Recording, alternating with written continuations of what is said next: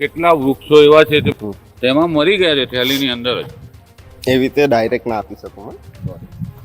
પણ આ તમારો જ છે વિભાગનો તો મરી નહીં ગયા, કોણ મરી ગયું છે? રોપણ હમણાં મરી- પ્લાન્ટેશન નવેસરથી પ્લાન્ટેશન થાય. તમે જે આ બધું તમારે જ નવેસરથી કહેવાનું, મારે નર્સરી તો- બનાવવાની હોય, એની માટે માટી આવી છે. હવે પાછા થેલી ભરશું, બિયા નાખશું ને બધા ફૂટશે. નસવાડી તાલુકાના જીતપુરા પાસે સામાજિક વનીકરણમાં હજારો રોપો સુકાઈ ગયા હોવાનું સામે આવી રહ્યું છે. લાખો રૂપિયાના ખર્ચ બાદ પણ ઉછેર કેન્દ્રમાં બેદરકારી જોવા મળી રહી છે. ઇન્ચાર્જ કર્મચારી જવાબ આપ્યા વિના એ સ્થળ પરથી ફરાર થઈ ગયા. છોટાઉદેપુર જિલ્લામાં વૃક્ષો પાછળના ખર્ચની તપાસની માંગ ઉઠી રહી છે, ત્યારે વન વિભાગની કામગીરી સામે સ્થાનિકોમાં રોષ જોવા મળી રહ્યો છે.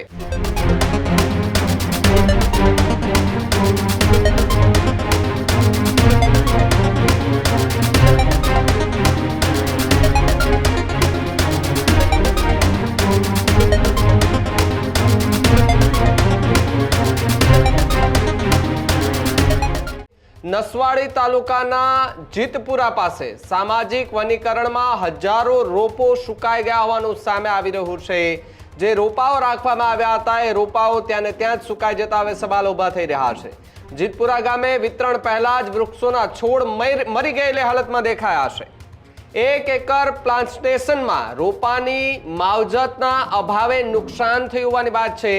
લાખો રૂપિયાના ખર્ચ બાદ પણ ઉછેર કેન્દ્રમાં બેદરકારી જોવા મળી રહી છે. સામાજિક વનીકરણ વિભાગના અધિકારીઓની નિષ્કાળજી જે છે તે સામે આવી છે અને એમની સામે હવે સવાલો ઉભા થતા જોવા મળી રહ્યા છે. ઇન્ચાર્જ કર્મચારી જવાબ આપ્યા વિના એ સ્થળ પરથી ફરાર થઈ ગયા. વૃક્ષ વાવોના દાવાઓ વચ્ચે પ્લાન્ટેશનમાં રોપાઓ સુકાઈ ગયા અને રોપા મરી ગયેલી હાલતમાં જોવા મળી રહ્યા છે. છોટાઉદેપુર જિલ્લામાં વૃક્ષો પાછળના ખર્ચની તપાસની માંગ ઉઠી રહી છે, ત્યારે વન વિભાગની કામગીરી સામે સ્થાનિકોમાં રોષ જોવા મળી રહ્યો છે. ત્યારે જીતપુરા પ્લાન્ટેશન મામલે જવાબદારી નક્કી કરવાની માંગ જે છે તે કરવામાં આવી રહી છે. ત્યારે મારા સહયોગી કે જેઓ ત્યાં પહોંચ્યા તે દરમિયાન એક અધિકારી એમને મળ્યા. જ્યારે મારા સહયોગી રફીક દણીવાલા કે જેઓએ અધિકારીને સવાલો કર્યા તે અધિકારી સવાલ આપ્યા વિના ફરાર થઈ ગયા, તેથી જતા રહ્યા. કારણ કે એમની પાસે કંઈ જવાબ નહોતું. કારણ કે જો માવજત કરી હોય અને કોઈ એવી મુસીબત આવી હોય ને જે પત્તાઓ પડી ગયા હોય, ઝાડવાઓમાં નુકસાન થયું હોય તો બરાબરની વાત છે. પરંતુ માવજત ન કરવાને કારણે, પાણી ન આપવાના કારણે હજારો રોપાઓ જે છે એ મોટા થતા થતા મરવા લાગ્યા છે. કેટલાક રોપાઓ તો હજુ તો ત્યાં મૂકેલી હાલતમાં જ મરી ગયેલી હાલતમાં જોવા મળી રહ્યા છે. ત્યારે વૃક્ષો વાવો એ આપણે જે નારેબાજી કરીએ છીએ, આપણે જે દાવાઓ કરીએ છીએ વૃક્ષોના, એ ક્યાંક ને ક્યાંક આ સામાજિક વનીકરણ અને વન્ય વિભાગ જે છે તેમની ક્યાંક ને ક્યાંક આ બેદરકારીને કારણે કેટલાક વૃક્ષો તો આજે એ મોટા અને ઘટાદાર જે છે તે પણ નથી થઈ શકતા. આજે પણ કેટલા એવા વૃક્ષો જે છે તે કટિંગ કરવામાં આવે છે. આપણે એક બાજુ કહીએ કે વૃક્ષો વાવીશું તો ઓક્સિજન સારું મળી છે, પરંતુ ક્યાંક એ જ વૃક્ષોનું કટિંગ કરી દેવામાં આવે, નિકંદન કાઢી નાખવામાં આવે છે અને છતાંય આપણે એવા નારાઓ લગાવીએ છીએ કે વૃક્ષો વાવો, વૃક્ષો વાવો. આપણે તો વૃક્ષ વાવીએ છીએ, પરંતુ બીજા કાપી નાખે એનું શું? જ્યારે એ વૃક્ષ પણ કહે છે કે અમને એટલો અફસોસ થાય કે કારણ કે કાપવાવાળાને હાથા પણ અમારા લાકડા જ હતા ને.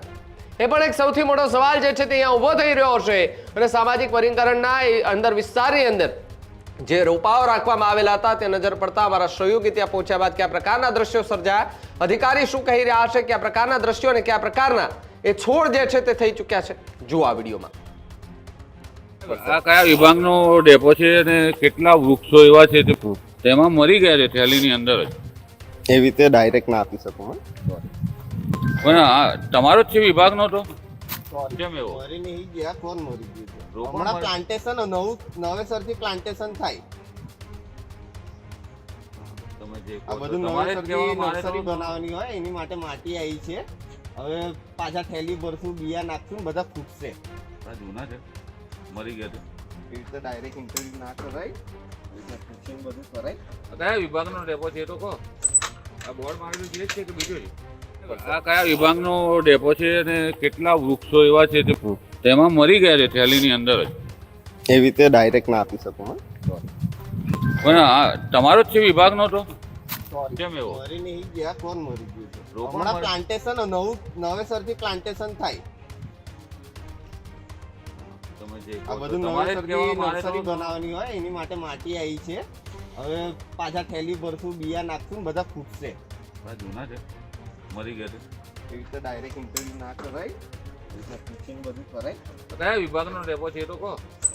આ બોર્ડ મારેલું છે જ છે કે બીજો છે? છોટાઉદેપુર જિલ્લાના નસવાડી તાલુકાના જીતપુરા પાસે સામાજિક વનીકરણ વિભાગનો વૃક્ષ ઉછેર કેન્દ્રનો આવેલું છે. આપ તસવીરોમાં જોઈ રહ્યા છો, વૃક્ષ ઉછેર કેન્દ્રની અંદર રોપાઓ છે તે મરી રહ્યા છે. આ રોપાઓની માવજત સામાજિક વનીકરણ વિભાગના અધિકારીઓ લેવાની હતી, પરંતુ કાળજી લેવામાં નથી આવી. તેઓના વૃક્ષ ઉછેર કેન્દ્રની અંદર વૃક્ષો મરતા હોય ત્યારે વાવણી કરેલા વૃક્ષોની શું સ્થિતિ હશે તે તો તપાસનો વિષય છે. હજારો વૃક્ષો આ વૃક્ષ ઉછેર કેન્દ્રની અંદર મરી રહ્યા છે, ત્યારે અધિકારીઓએ જે માવજત કરવાની હોય છે તે માવજત કરાતી નથી, અને જે વૃક્ષો મરી રહ્યા છે તેની પાછળ કોણ જવાબદાર છે?